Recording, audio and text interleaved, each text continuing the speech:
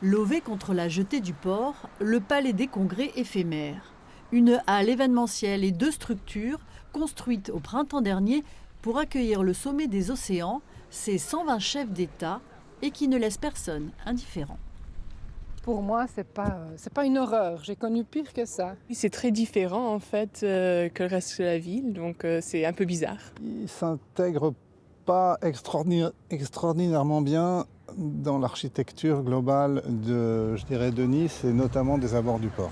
L'ensemble détonne au milieu des bâtiments niçois, ceux-là même qui sont inscrits au patrimoine mondial de l'UNESCO depuis 5 ans. Et c'est bien ce qui pose problème à la prestigieuse organisation. Selon elle, ce palais des congrès pourrait constituer une atteinte à la valeur du site et entraîner le retrait de la distinction, ce qui n'est pas du goût des Niçois. Le perdre, peut-être que ça mettrait un petit peu moins la lumière sur ce beau patrimoine. Donc oui, ce serait dommage. Ah oui, alors question de le perdre, les Niçois ils perdent pas. Maintenant qu'on l'a, on le garde.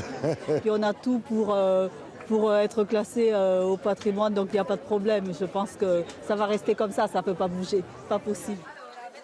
Des discussions seraient actuellement engagées entre l'UNESCO et la municipalité, dirigée par le nouveau maire Éric Ciotti. Durant sa campagne électorale, il avait dénigré la réalisation de son prédécesseur. On parlait tout à l'heure de gaspillage, 23 millions pour le hangar Amazon sur le port. Et présenté son projet. À un gestionnaire, nous voudrons demain réparer cette erreur, un palais des congrès à la fois sur le port, sur l'espace Sulzer, sur le théâtre de verdure, c'est un multipôle. L'Océanis ne restera donc pas en l'état, mais son avenir est pour l'instant inconnu.